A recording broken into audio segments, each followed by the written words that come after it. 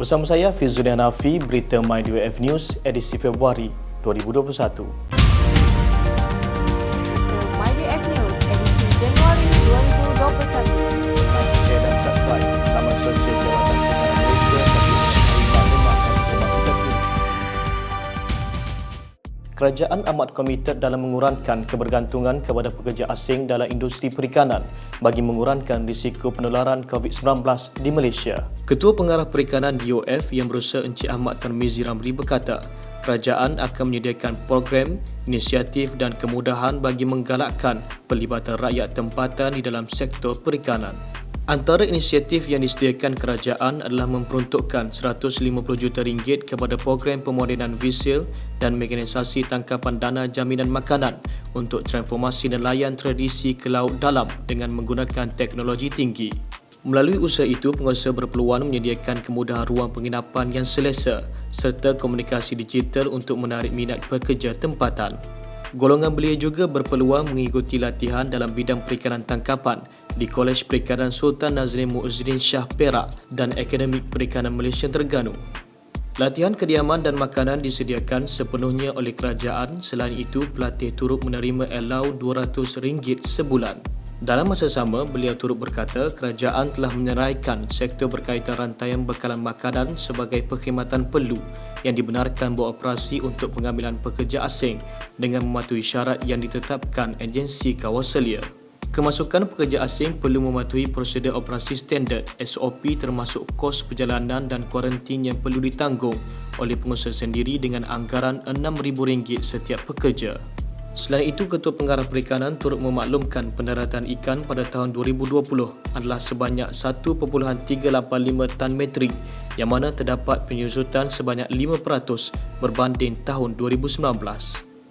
FRI Glamilemi melalui Pejabat Perikanan Daerah PP di Jelebu telah memberi sumbangan benih ikan tilapia merah untuk ternakan di kolam milik Yang Teramat Mulia Datuk Undak di Kampung Kemin Jelebu pada 19 Februari 2021.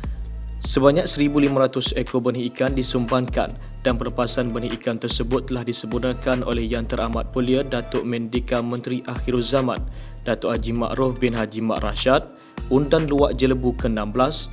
Turut hadir sama dalam majlis tersebut adalah Pegawai Penyelidik FRI Glamilemi, Cik Nur Faizah Ismail. FRI Glamilemi juga telah membuat ujian mutu air dan mendapati bacaan fizikal parameter air berada dalam keadaan yang baik. Selain itu, sebanyak 23,000 benih ikan keli telah diberikan kepada 7 orang peternak Jelebu. Benih ikan tersebut adalah sumbangan dari Pusat Pengembangan Akuakultur PPA Tapah, Pejabat Perikanan Negeri Perak. Susulan kes tubar udang, Pejabat Perikanan Kuala Terengganu telah menjalankan operasi pemantauan di Sungai Kemaman pada 17 Februari 2021. Laporan tersebut telah diterima dari Ketua Daerah Perikanan Terengganu. Pemantauan dilakukan oleh 5 orang pegawai penguatkuasa dari Pejabat Perikanan Kuala Terengganu dan turut membuat lawatan ke lokasi kejadian di Sungai Kemaman. Tiada sebarang penangkapan dijalankan kerana tiada saksi atau suspek didapati di lokasi tersebut. Sehubungan itu, pegawai-pegawai penguatkuasa Pejabat Perikanan Terengganu akan memantau lokasi di sekitar Sungai Kemaman dengan lebih ketat dan kerap.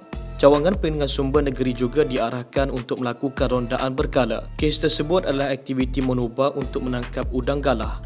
Kegiatan aktiviti ini boleh menjejaskan kawasan pemeliharaan tuntung dan sumber akuatik yang lain. Selain itu, Pejabat Perikanan Kuala Terengganu telah membuat tangkapan di lokasi sekitar Pulau Redang pada 20 Februari 2021. 19 orang kru termasuk tekong telah ditahan. Pelbagai barangan disita termasuk ikan campur lebih kurang sebanyak 4,000 kg, sebidang pukat, 1 unit GPS, 2 tokol tali, 2 unit tong, 3 unit tangki gas dan sebuah visil. Kes tersebut akan disiasat di bawah Akta Perikanan 1985 kerana menangkap ikan di kawasan taman laut dan menangkap ikan kurang 12 batu nautika dari pantai yang terdekat. Pejabat Perikanan Johor melalui Unit Perlindungan Sumber Negeri Johor telah mengadakan operasi MCS Wisil menangkap ikan Zon Pantai Barat Johor pada 17 Februari 2021. Operasi dijalankan oleh MBOS bersama pasukan Polis Marin Wilayah 2 Johor dan dalam operasi tersebut beberapa barang telah disita Antara barang yang disita merupakan 108 unit bubu naga. Lokasi sitaan adalah di sekitar Pangkalan Nelayan Bagan, Batu Pahat, Johor. Bubu naga yang disita dibawa ke Pangkalan Perlindungan Sumber Batu Pahat untuk tindakan siasatan. Kesalahan kes tersebut adalah di bawah Seksyen 8-A Akta Perikanan 1985, kendalikan WC menangkap ikan tanpa lesen, dan Seksyen 11-3-A Akta Perikanan 1985, mengendalikan peralatan penangkapan ikan tradisional bubu naga tanpa suatu lesen.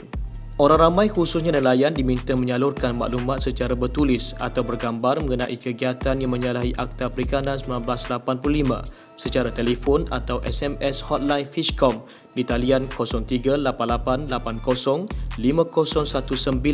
atau melaporkan kepada pejabat perikanan daerah yang berhampiran dengan anda bagi tindakan susulan.